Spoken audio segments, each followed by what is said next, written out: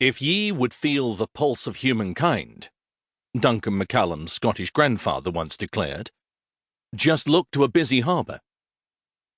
From his perch in the church tower overlooking the forest of masts in Boston Harbour, Duncan indeed felt as if he were glimpsing the pulsing heart of the colony. In quick succession he pointed to 3 of the nearest vessels. "Brig from Jamaica with a cargo of rum," the square-shouldered youth beside him eagerly answered. "Next a fast bark just arrived from Liverpool with cordage and Dutch porcelain, and that filthy one with the wide beam, she's a banker fresh from the cod beds off the Newfoundland."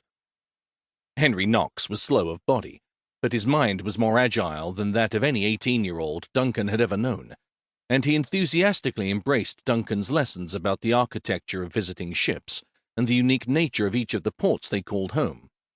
"Curaçao, Lisbon, Portsmouth, Recife, and Santo Domingo," Knox continued, pointing to ships farther out in the harbour before turning back to Duncan. "And I've heard that new cutter just arrived from Halifax carries a dozen 12-pounders and a brass chase gun." Duncan smiled.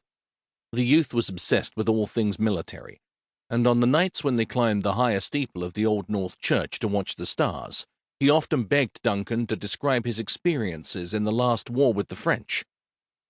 Duncan glanced back at the small device Knox had strapped to the back rail of the narrow walkway that surrounded the tower of King's Chapel. "I need my lens," he reminded the youth as Knox stepped toward the contraption. "Pray, just a few more moments," the teenage scholar exclaimed, motioning to a pinpoint of light, sharply focused by the lens mounted above the rail, as it traversed the tin tray below the lens. As Duncan watched, the glowing dot of light reached a small mound of gunpowder, which abruptly crackled, then exploded with a small cough of smoke. "The zenith!" the youth declared triumphantly, pointing to the sun overhead, then toward the fortress on Castle Island. An instant later the noon gun from the fort echoed across the harbour. Duncan extended an impatient hand, and Knox slipped the lens out of its harness and hurried back around the tower. "Prithee, Duncan, may I?" he asked, nodding to the telescope in Duncan's hands. Duncan hesitantly surrendered the instrument.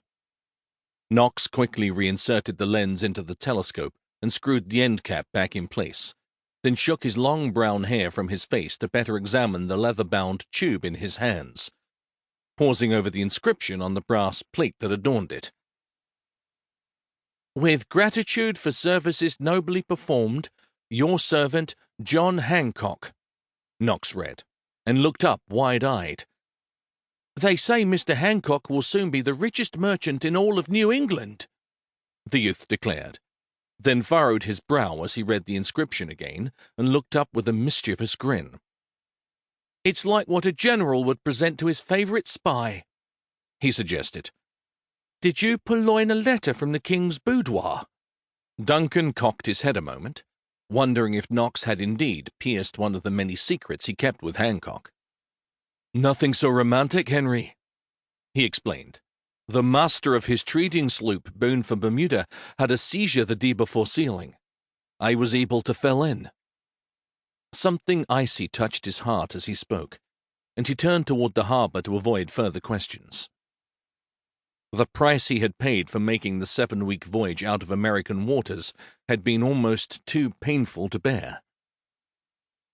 He raised the telescope to his eye and aimed it toward the northeast.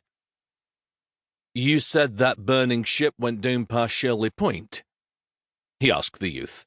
Duncan had been on a wharf with his old friend Conewago, studying the luminescent jellyfish arriving on the spring tide, when a peal of thunder had rolled out of the clear starlit sky, followed by a flicker of flames. Fire was the nightmare of every mariner. Duncan had watched with dread in his heart as he saw the furled sails on 2 square-rigged masts ignite into flame. No ship could have survived such an intense explosion and the subsequent inferno, and the frigid, ripping currents off the point would have dealt cruelly with any survivors. "Have they named her yet?" Duncan asked. When Knox wasn't present at the bookstore where he had met Duncan, he was